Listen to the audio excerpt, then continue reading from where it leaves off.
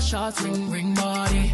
Crown on your head, got a American pop star Beyonce recently landed herself on the chopping board of social media terrorists, Africans, on Twitter. This is coming after a Twitter user suggested that Beyonce should be known as Mama Africa just hours after Black is King, the visuals based on the Lion King The Gift soundtrack, was released. Although Beyonce said that Black is King presented elements of Black history and African tradition with a modern twist, while featuring a myriad of African designers and artists including Burna Boy, Shatta Wale, Yemi Alade, Busiswa, Salatiel, Wizkid, Mr. Eazy and others, many referred to the project as a constant joke and boring narrative.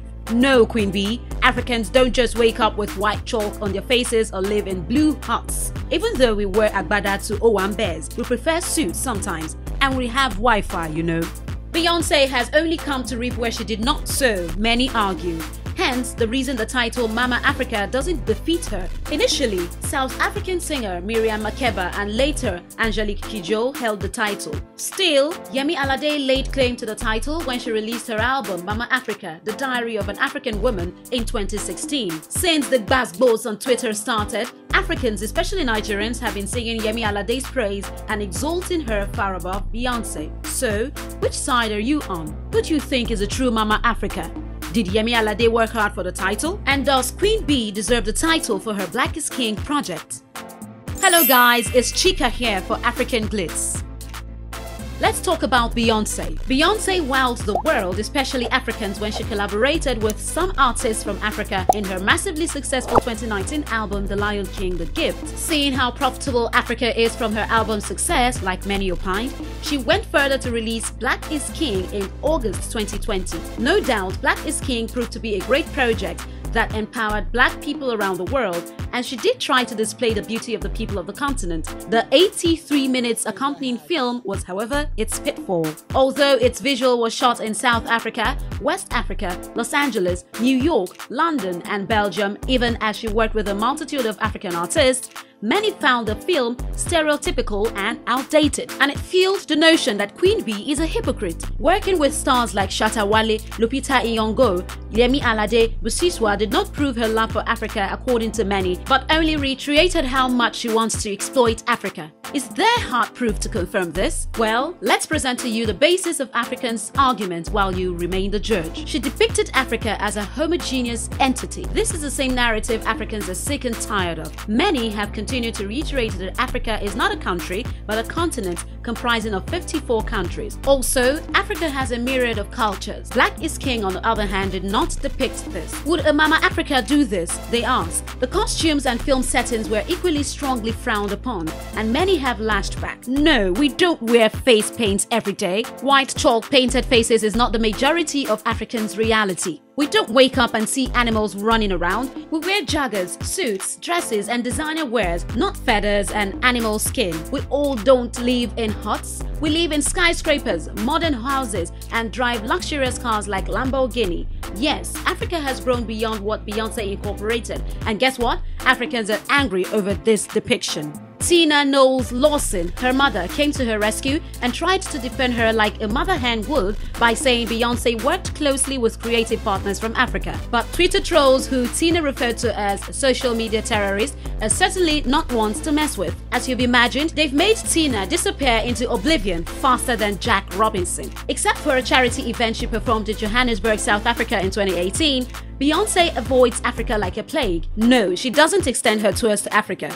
Despite the massive success of The Lion King, The Gift album, she toured only North America, Europe, Australia and South America. And even Disney Plus, where the album premiered, is still not accessible to Africans. It doesn't even help that the New York Times on Twitter referred to the African giant Burna Boy as Beyonce endorsed. According to many, Burna Boy, among other superstars from Africa, helped revive Beyonce's career and not the other way around. As if all the aforementioned aren't enough, Beyonce doesn't have, to her credit, recognition for fighting for the rights of African American women. So how How dare Queen Bee bear the Mama Africa title? Fans on Twitter have been screaming. Now let's talk about Yemi Alade. Yemi Alade, on the other hand, has been giving Africans Mama Africa vibes since she released her hit single Johnny in 2014. She went on to capture all of Africa in her second studio album Mama Africa in 2016. Focusing on the strengths and weaknesses of the average African woman, she depicted the typical African woman both in fashion, style and everyday lifestyle. She equally toured almost all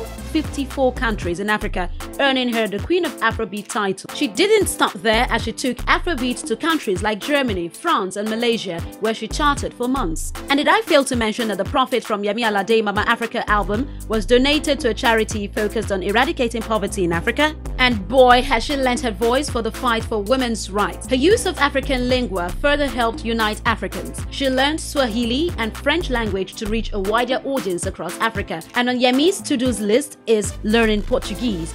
I bet you know why. According to many, this is the way African artists hustle their way to the Mama Africa title, not just by a mere collaboration with African acts. Yemi Alade remains the only artist who can boast of pulling crowd all over Africa. And did I forget that Yemi Alade has since moved on to become a fashion icon in not only Nigeria but all over Africa, thanks to her music videos, media appearances and stage performances styles which have continued to inspire several trending African fashions. Her recent single Shekere, which featured the legendary Benin singer Angelique Kidjo, has been described as one of the most instructive songs, which also showed Africa diversification.